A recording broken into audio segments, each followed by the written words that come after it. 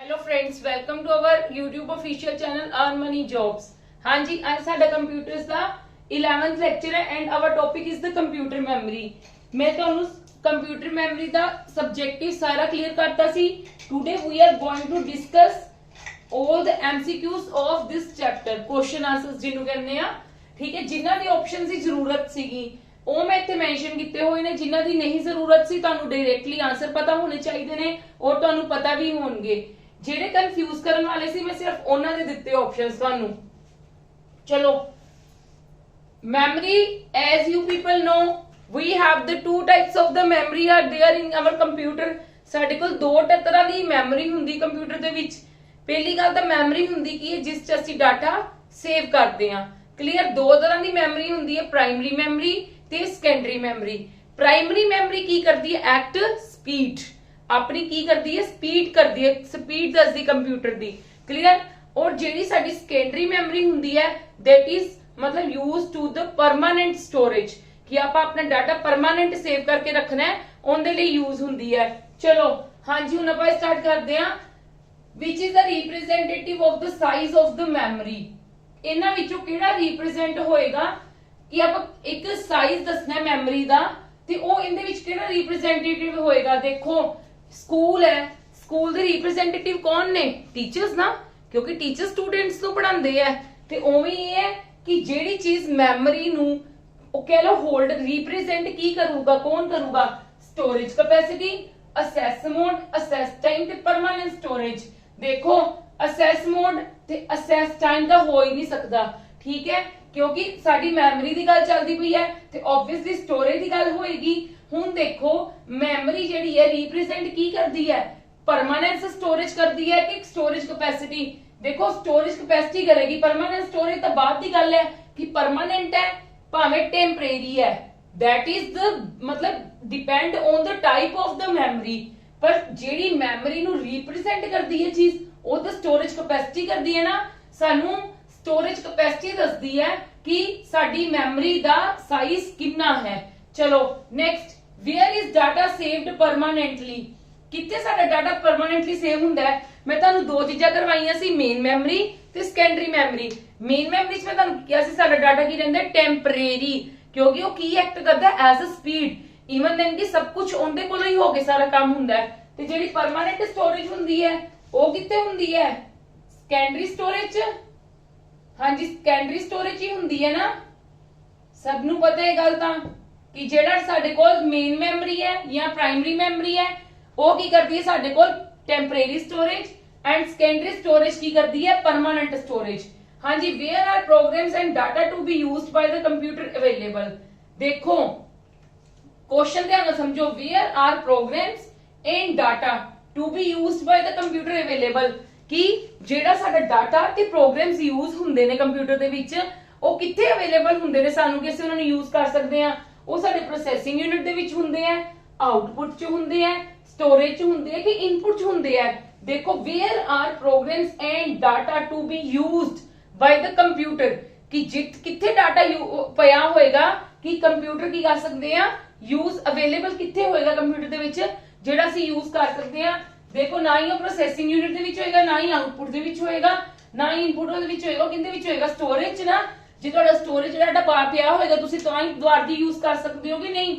either permanent or temporary, that is a different thing।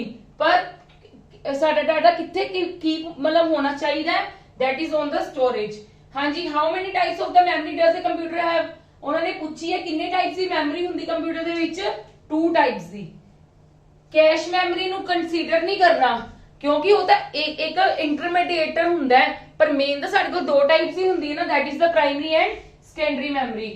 Primary storage is fast and expensive as compared to secondary storage।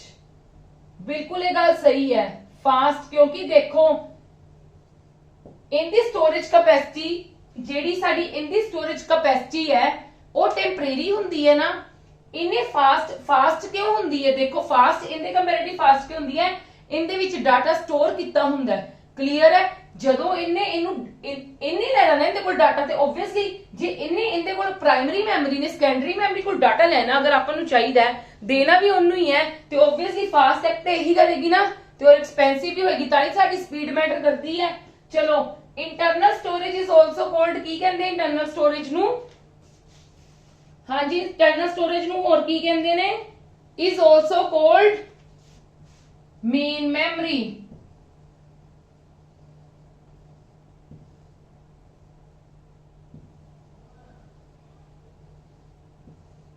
Main memory internal ਜਿਹੜੀ storage ਹੈ ਉਹਨੂੰ ਕੀ ਕਹਿੰਦੇ ਆ ਅਸੀਂ main memory. The two kinds of main memory are main memory ਦੇ ਕਿਹੜੀਆਂ ਦੋ ਕਾਈਂਡਸ ਹੁੰਦੀਆਂ ਇੱਕ ਤਾਂ ਹੁੰਦੀ ਹੈ RAM ਤੇ ਇੱਕ ਹੁੰਦੀ ਸਾਡੇ ਕੋਲ ROM as I have explained you in computer ਜਦੋਂ ਅਸੀਂ ਸਬਜੈਕਟਿਵ ਕਰ ਰਹੇ ਸੀਗੇ ਉਦੋਂ ਮੈਂ ਤੁਹਾਨੂੰ ਸਾਰਾ ਕੁਝ ਐਕਸਪਲੇਨ ਕੀਤਾ ਸੀਗਾ। ਮੈਂ ਹੋਪ ਕਰਦੀ ਹਾਂ ਤੁਸੀਂ ਪੜ੍ਹ ਕੇ ਆਏ ਹੋਵੋਗੇ। Dash memory is used as permanent memory sorry temporary memory. ਕਿਹੜੀ ਮੈਮਰੀ ਟੈਂਪਰੇਰੀ ਮੈਮਰੀ ਯੂਜ਼ ਹੁੰਦੀ ਹੈ that is the primary memory। Clear ਹੈ ਜੀ ਕਲੀਅਰ ਹੈ ਤੁਹਾਨੂੰ ਸਭ ਨੂੰ ਪਤਾ ਹੈ ਇਹੀ ਟੈਂਪਰੇਰੀ ਮੈਮਰੀ ਹੁੰਦੀ ਹੈ।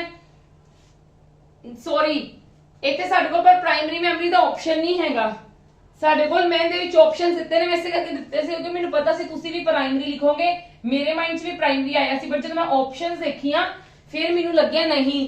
ਦੇਖੋ ਹਾਰਡ ਡਿਸਕ ਮੈਮਰੀ ਤਾਂ ਸਾਡੇ ਕੋਲ ਕੀ ਹੁੰਦੀ ਹੈ ਹਾਰਡ ਡਿਸਕ ਮੈਮਰੀ ਤਾਂ ਸਾਡੇ ਕੋਲ ਪਰਮਾਨੈਂਟ ਹੁੰਦੀ ਹੈ ਤੇ ਰੀਡ ਓਨਲੀ ਮੈਮਰੀ ਵੀ ਆਲਰੇਡੀ ਸਾਡੇ ਕੋਲ ਵਿੱਚੇ ਮਤਲਬ ਇਨਬਿਲਟ ਹੁੰਦੀ ਹੈ ਨਾ ਕਿ ਇੱਕ ਵਾਰੀ ਡਾਟਾ ਨੂੰ ਸਟੋਰ ਕਰਦੀ ਹੈ ਸਟੋਰ ਹੀ ਕਰਦੀ ਹੈ ਇਹਦੇ ਵਿੱਚ ਵੀ। ਹੁਣ ਸਾਡੇ ਕੋਲ ਨੌਨ ਵੋਲੇਟਾਈਲ ਕੀ ਹੁੰਦਾ ਤੇ ਵੋਲੇਟਾਈਲ ਕੀ ਹੁੰਦਾ ਨੌਨ ਵੋਲੇਟਾਈਲ ਕੀ ਹੁੰਦਾ ਸਾਡੇ ਕੋਲ ਕਿ ਜਦੋਂ ਸਾਡਾ ਡਾਟਾ ਲੋਸ ਜਦੋਂ by chance computer turn off ਹੋ ਜਾਵੇ ਸਾਡਾ ਡਾਟਾ ਲੋਸ ਨਾ ਹੋਵੇ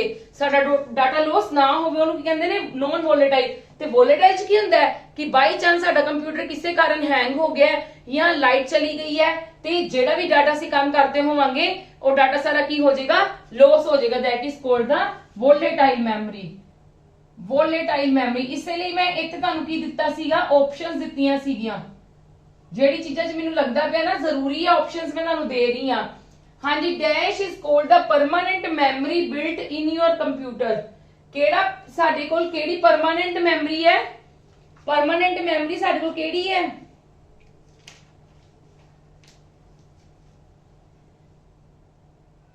ਦੇਖੋ dash is called the permanent memory built into your computer ਜਿਹੜੀ ਬਿਲਟ ਕੀਤੀ ਜਾਂਦੀ ਧਿਆਨ ਨਾਲ ਸਮਝੋ ਕੁਐਸਚਨ ਕੀ ਕਹਿ ਰਿਹਾ dash is called the permanent memory built into the computer. ਜਦੋਂ ਕੰਪਿਊਟਰ ਬਿਲਟ ਕੀਤਾ ਜਾਂਦਾ ਹੈ ਉਦੋਂ ਸਾਡੇ ਕੋਲ ਪਰਮਾਨੈਂਟ ਮੈਮਰੀ ਕੌਣ ਹੁੰਦਾ ਹੈ ਰੋਮ।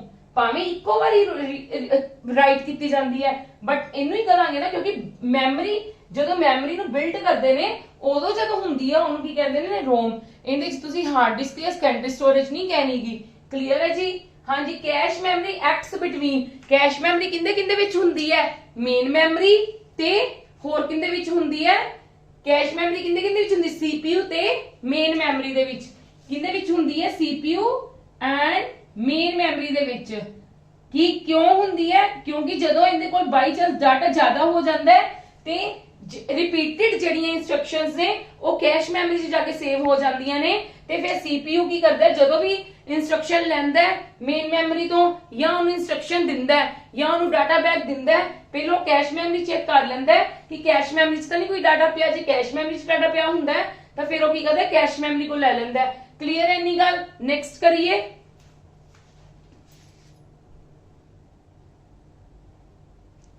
Yes next dash is the magnetic storage device.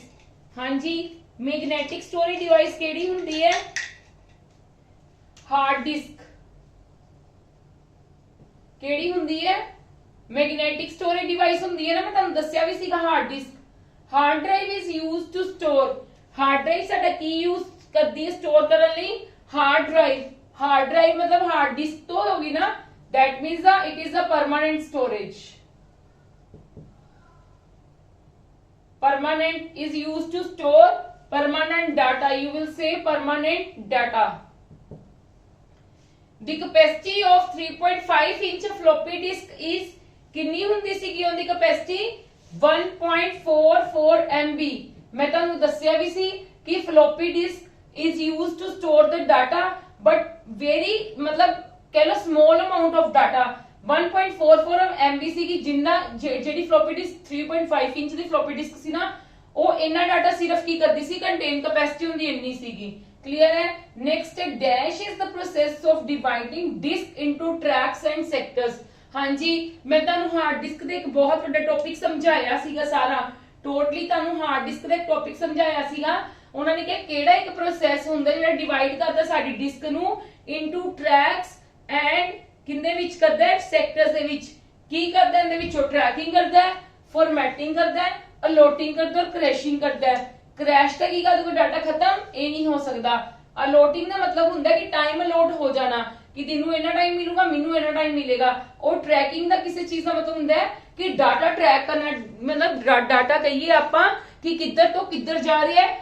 मतलब इन विच डायरेक्शन इस करके की होएगा इनका answer that is called a formatting क्योंकि मैं तुहानू टू टाइप की फॉर्मेटिंग करवाई सी ना लो लैवल और हाई लैवल करवाई सी ना ਤੇ ਇਹਦੇ ਵਿੱਚ ਸਾਨੂੰ ਫਾਰਮੈਟਿੰਗ ਦਾ ਵਰਡ ਕਹਿਤਾ ਤੇ ਮੇਨ ਸਾਡੀ ਜਿਹੜੀ ਪਾਰਟੀਸ਼ਨਿੰਗ ਕਰਦੀ ਸੀਗੀ ਨਾ ਲੋ ਲੈਵਲ ਦੀ ਆਪਦੇ ਤਰੀਕੇ ਨਾਲ ਕਰਦੀ ਸੀਗੀ ਇਨਟੂ ਟਰੈਕਸ ਐਂਡ ਸੈਕਟਰਸ ਚ ਕਰਦੀ ਸੀ ਤੇ ਉਹ ਲੌਜੀਕਲੀ ਕਰਦੀ ਸੀ ਜਿਹੜੀ ਹਾਈ ਲੈਵਲ ਦੀ ਸੀਗੀ ਫਾਰਮੈਟਿੰਗ ਤੇ ਦੈਟ ਮੀਨਸ ਫਾਰਮੈਟਿੰਗ ਸਾਡੀ ਕਰੇਗੀ ਕੀ ਕਰੇਗੀ ਡਿਵਾਈਡ ਕਰੇਗੀ ਪ੍ਰੋਪਰ ਡਿਸਕ ਨੂੰ ਟਰੈਕਸ ਔਰ ਸੈਕਟਰਸ ਦੇ ਵਿੱਚ ਹਾਂਜੀ ਡਾਟਾ ਉਹਨੇ ਫਲੋਪੀ ਡਿਸਕ ਵਾਸ ਰਿਕਾਰਡਡ ਇਨ ਰਿੰਗਸ ਕੋਲਡ ਕੀ ਕਹਿੰਦੇ ਉਹਨਾਂ ਨੂੰ ਸੈਗਮੈਂਟਸ ਇਹ ਗੱਲ ਲਰਨ ਕਰ ਲਓ ਸੈਗਮੈਂਟਸ ਜਿਹੜੇ ਸਾਡਾ ਡਾਟਾ ਫਲੋਪੀ ਡਿਸਕ ਤੇ ਰਿਕਾਰਡ ਹੁੰਦਾ ਨਾ ਰਿੰਗਸ ਦੀ ਫਾਰਮ ਦੇ ਵਿੱਚ ਜਦੋਂ ਕੋਈ ਸਾਡਾ ਡਾਟਾ ਰਿੰਗਸ ਦੀ ਫਾਰਮ ਦੇ ਵਿੱਚ ਆ ਗਿਆ ਉਹਨਾਂ ਨੂੰ ਕੀ ਕਹਿ ਦਿੰਦੇ ਅਸੀਂ ਸੈਗਮੈਂਟਸ ਨਾ ਫਲਿਪ ਕਹਿੰਦੇ ਨਾ ਰਾਉਂਡਰ ਨਾ ਰਿੰਗਸ ਨਾ ਫੀਲਡਸ ਸੈਗਮੈਂਟਸ ਈਵਨ ਦੈਨ ਕਿ ਜਦੋਂ ਸਾਡੀ ਸੀਡੀ ਵਗੈਰਾ ਦੇ ਵਿੱਚ ਵੀ ਹੁੰਦਾ ਨਾ ਡਾਟਾ ਰਿੰਗਸ ਦੀ ਫਾਰਮ ਦੇ ਵਿੱਚ ਜੇ ਹੁੰਦਾ ਤਾਂ ਤੇ ਉਦੋਂ ਵੀ ਅਸੀਂ ਕੀ ਕਹਿੰਦੇ ਉਹਨਾਂ ਨੂੰ ਵੀ ਕੀ ਕਹਿੰਦੇ ਆ ਸੈਗਮੈਂਟਸ ਹਾਂਜੀ ਇਹਨਾਂ ਵਿੱਚੋਂ dash is not a storage device ਕਿਹੜਾ ਸਟੋਰੇਜ ਡਿਵਾਈਸ ਨਹੀਂ ਹੈ ਪ੍ਰਿੰਟਰ ਪ੍ਰਿੰਟਰ ਕਿਹੜਾ ਡਿਵਾਈਸ ਹੈ ਸਾਡੇ ਕੋਲ ਆਊਟਪੁੱਟ क्योंकि printer is used to store the print the data on a paper चलो next dash bits make a half byte पहली गल तां bit हुंदा की है bit साडा की हुंदा एक बहुत smallest unit हुंदा है ਉਹ ਸਾਡੀ ਬਾਈਨਰੀ ਡਿਜਿਟਸ ਨੂੰ ਜਾਂ 0 ਨੂੰ ਜਾਂ 1 ਨੂੰ ਇੱਕ ਚੀਜ਼ ਨੂੰ ਕੰਟੇਨ ਕਰਦਾ ਹੈ ਉਹ ਕਹਿੰਦੇ ਕਿੰਨੇ ਬਿਟਸ ਹਾਫ ਬਾਈਟ ਮਤਲਬ ਕੀ ਹੁੰਦਾ ਹੈ ਹਾਫ ਬਾਈਟ ਦਾ ਮਤਲਬ ਕੀ ਹੈ ਦੇਖੋ ਇੱਕ ਬਾਈਟ ਦੇ ਵਿੱਚ ਕਿੰਨੇ ਬਿਟਸ ਹੁੰਦੇ ਨੇ 8 ਬਿਟਸ ਤੇ dash bits make a half byte that means 4 bits ਨਾਲ ਬਣੂਗਾ ਨਾ ਜੀ 8 ਬਿਟਸ ਨਾਲ ਸਾਡਾ ਫੁੱਲ ਬਾਈਟ ਬਣ ਰਿਹਾ ਹੈ ਤੇ 4 ਬਿਟਸ ਨਾਲ ਹਾਫ ਬਾਈਟ ਬਣੇਗਾ ਨੈਕਸਟ ਦੇਖ ਲਓ ਇਹ byte is a collection of 8 bits ਇੱਕ ਸਾਡੀ ਪੂਰੀ ਬਾਈਟ ਕਿਹਦੇ ਨਾਲ ਬਣਦੀ ਹੈ ਬਾਈਟ ਖਾਣ ਵਾਲੀ ਬਾਈਟ ਨਹੀਂ ਇਹ byte is a unit of the memory ठीक है मेमोरी दी यूनिट है साडी नहीं कंप्यूटर दी a byte is a collection of 8 bits clear है नेक्स्ट है the amount of memory RAM और ROM is measured in megabytes ये मेगाबिट्स लिखा हुआ है कंफ्यूज नहीं होंदा एमबी मेगाबाइट्स क्लियर है जी next the term gigabyte refers to हां जी गीगाबाइट किंदे विच हुंदा है 1024 MB मेगाबाइट ਦੇ ਵਿੱਚ ਇਹਦੇ ਇਕੁਅਲ ਹੁੰਦਾ ਹੈ ਜਿਹੜੀ 1 ਗੀਗਾਬਾਈਟ ਇਜ਼ ਇਕੁਅਲ ਟੂ 1024 ਮੇਗਾਬਾਈਟਸ ਮੈਂ ਤੁਹਾਨੂੰ ਉਸ ਦਿਨ ਮੈਮਰੀ ਵਾਲੇ ਲਾਸਟ ਟੌਪਿਕ ਦੇ ਵਿੱਚ ਲਾਸਟ ਲੈਕਚਰ ਦੇ ਵਿੱਚ ਮੈਂ ਤੁਹਾਨੂੰ ਸਾਰੀਆਂ ਇੱਕ ਰੈਫਰੈਂਸਸ ਕਰਵਾਈਆਂ ਸੀਗੀਆਂ ਕਿ ਕੌਣ ਕਿੰਦੇ ਇਕੁਅਲ ਹੈ 1 ਗੀਗਾਬਾਈਟ ਕਿੰਦੇ ਇਕੁਅਲ ਹੈ ਬਾਈਟ ਕਿੰਦੇ ਇਕੁਅਲ ਹੈ ਸਾਰਾ ਕਰਵਾਇਆ ਸੀਗਾ ਹਾਂਜੀ which of the following is the largest unit of storage GB, KB, MB और TB है none of these. TB इन्हां विचों कौन है TB. TB is the terabyte.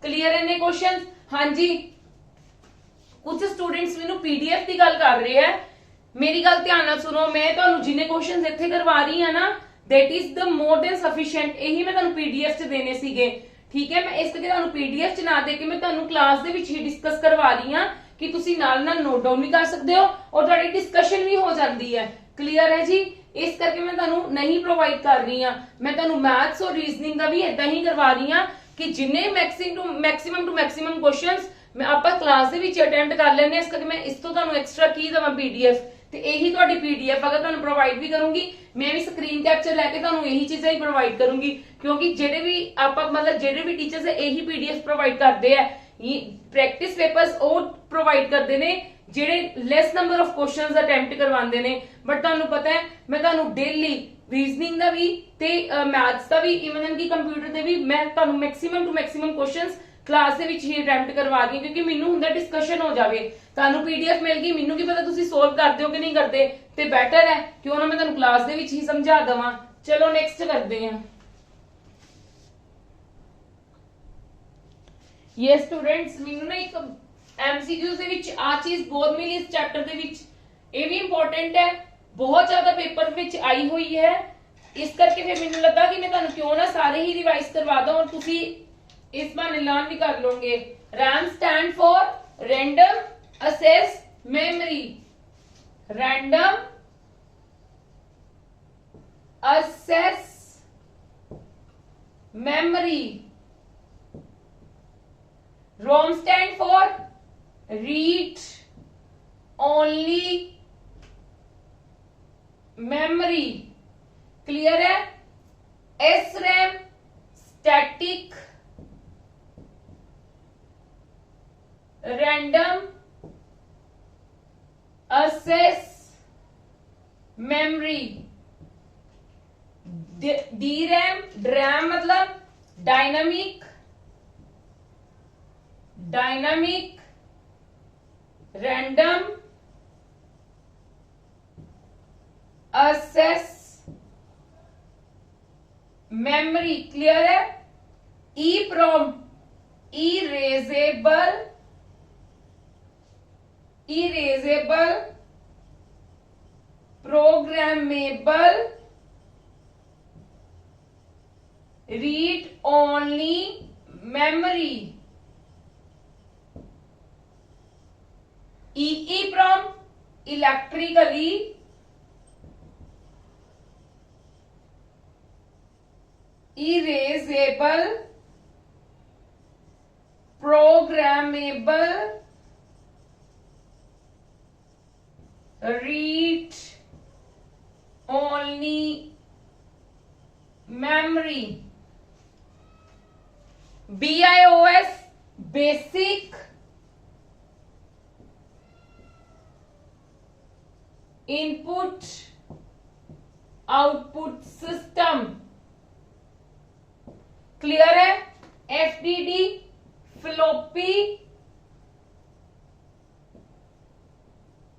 Disc drive HDD hard disk drive clear है जी हाँ जी मैं ਤੁਹਾਨੂੰ ਸਾਰੇ एक्सप्लेन कर ਦਿੱਤੇ ਹੈ ਇਹਨਾਂ ਵਿੱਚੋਂ ਤੁਹਾਨੂੰ ਜ਼ਰੂਰ ਇੱਕ ਅੱਧਾ ਆ ਜਾਣਾ ਪੇਪਰ ਦੇ ਵਿੱਚ ਇਹ ਗੱਲ ਮਾਈਂਡ 'ਚ ਰੱਖਣਾ ਹੈ ਕਿ ਮੈਮਰੀ ਵਾਲਾ ਇੰਪੋਰਟੈਂਟ ਟੌਪਿਕ ਹੈ ਸਾਡਾ ਕੰਪਿਊਟਰ ਦੇ ਰਿਲੇਟਡ ਕਲੀਅਰ ਹੈ ਚਲੋ ਨੈਕਸਟ ਕਰਦੇ ਹਾਂ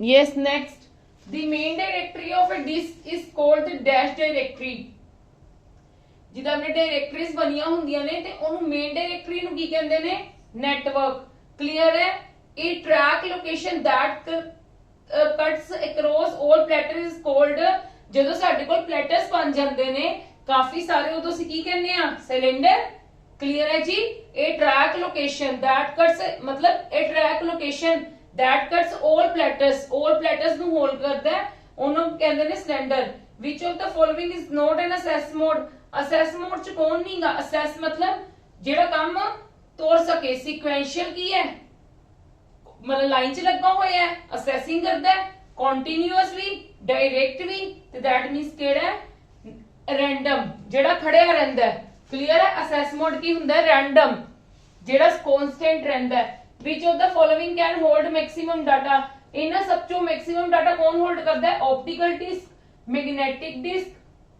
फ्लॉपी डिस्क या मैग्नेटिक टेप हां जी दसो कौन करता है होल्ड डाटा yes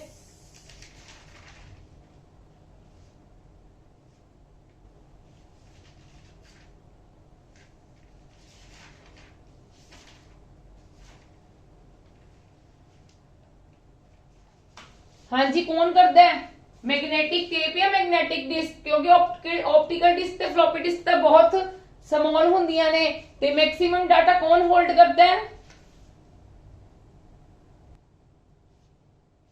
कौन करता hold data, which of the following can hold maximum data, that is the magnetic tape.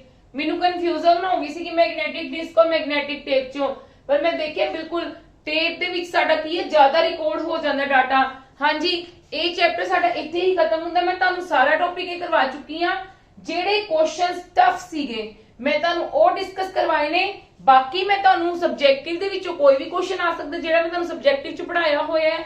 ਤਾਂ ਇਹ ਲੈਕਚਰ ਦੇਖਣ ਤੋਂ ਪਹਿਲਾਂ ਤੁਹਾਨੂੰ ਲਾਸਟ ਲੈਕਚਰਸ ਜ਼ਰੂਰ ਦੇਖਣੇ ਪੈਣਗੇ, ਅਦਰਵਾਈਜ਼ ਇਹ ਸਮਝ ਨਹੀਂ ਆਏਗਾ। ਇਹ ਉਹ ਵਾਲੇ ਕੁਐਸਚਨਸ ਹੈ ਜਿਹੜੇ ਮੇਨ ਮਤਲਬ ਥੋੜੇ ਜਿਹੇ ਵਿੱਚੋਂ ਟਫ ਸੀਗੇ ਜਾਂ ਜਿਹੜੇ ਪੇਪਰ ਦੇ ਆਏ ਹੋਏ ਕੁਐਸਚਨ ਸੀਗੇ। ਕਲੀਅਰ ਹੈ? ਅੱਜ ਆਪਣਾ ਇਹ ਵਾਲਾ ਲੈਕਚਰ ਇੱਥੇ ਹੀ ਖਤਮ ਹੁੰਦਾ ਹੈ। Tomorrow we will start the next chapter. और प्लीज मेरी वीडियोस अगर ਤੁਹਾਨੂੰ पसंद आ रही हैं तो मैक्सिमम टू मैक्सिमम शेयर करो और लाइक करो।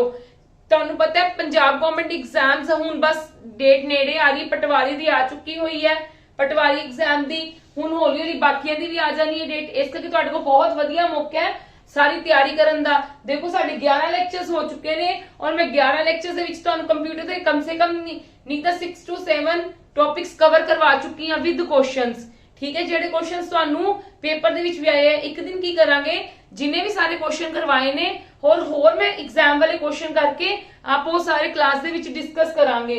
ਠੀਕ ਹੈ, ਮੈਂ ਤੁਹਾਨੂੰ ਇਦਾਂ ਹੀ ਸਾਰੀ ਡਿਸਕਸ਼ਨ ਕਰਵਾਉਂਗੀ ਜਿੱਦਾਂ ਮੈਂ ਹੁਣ ਕਰਵਾ ਰਹੀ ਹਾਂ।